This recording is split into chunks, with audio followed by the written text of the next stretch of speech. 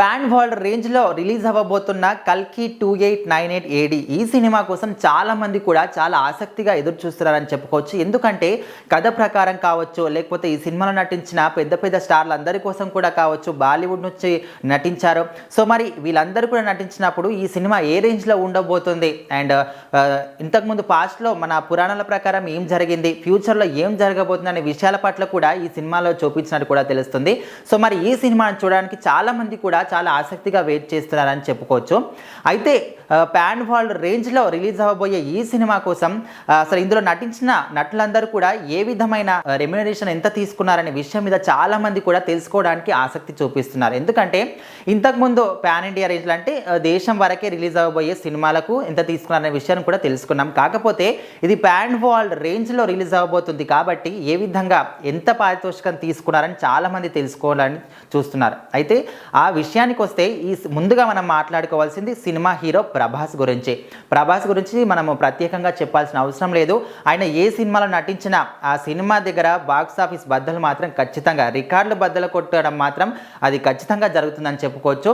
ఆయన నటించిన ప్రతి ఒక్క సినిమా కూడా ఒక్కొక్క మెట్టు పైకెక్కి వేరే స్థాయికి తీసుకెళ్ళాలని చెప్పుకోవచ్చు. సో మరి ఈ సినిమా కల్కి 2898 ఈ సినిమాలో ఒక డిఫరెంట్ లుక్లో డిఫరెంట్ కథతో మనం ముందుకు వచ్చారు కాబట్టి సో మరి ఈ సినిమాలో ఎంత పారితోషికం తీసుకున్నాడు అనే విషయానికి వస్తే ఆయన ఈ సినిమాలో 150 కోట్ల వరకు కూడా రెమ్యునరేషన్ తీసుకున్నట్టు కూడా మనకు తెలుస్తుంది. సో మరి ఎందుకు ఇంత హైయెస్ట్ రెమ్యునరేషన్ తీసుకున్నాడని కూడా చాలామంది అనుకోవచ్చు. ఎందుకంటే మరి ఆయనకు ఉన్న పాపులారిటీ అట్లాంటిది, ఫ్యాన్ ఫాలోయింగ్ అట్లాంటిది, ఆయన చేసే సినిమాలు అట్లాంటివి. సో కాబట్టి ఖచ్చితంగా ఆయనకు ఈ రేంజ్లో రెమ్యునరేషన్ ఇవ్వడం ఖచ్చితంగా ఆయనకు తగ్గట్టుగానే ఉందని కూడా మనం చెప్పుకోవచ్చు.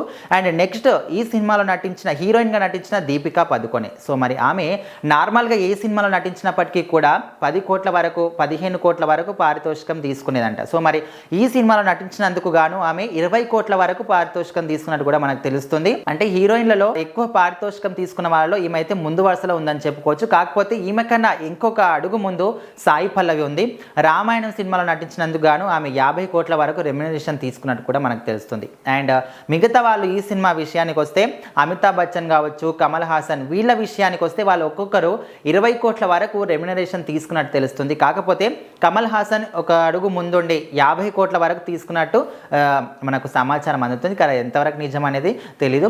కాకపోతే మళ్ళీ ఇంకో హీరోయిన్గా నటించిన దిశా పటాని ఆమె విషయానికి వస్తే 5 కోట్ల వరకు రెమ్యునరేషన్ తీసుకున్నట్టు మనకు తెలుస్తుంది. సో మరి మనం మొత్తం ఈ సినిమాలో చూసుకున్నట్లయితే ఓన్లీ స్టార్స్కి ఇచ్చిన రెమ్యునరేషన్ మాత్రమే 250 కోట్ల వరకు ఉందని కూడా మనకు తెలుస్తుంది.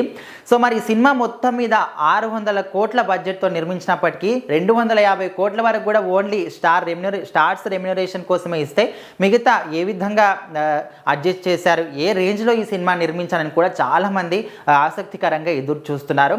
సో మరి మీరు ఈ సినిమా గురించి ఏమనుకుంటున్నారు?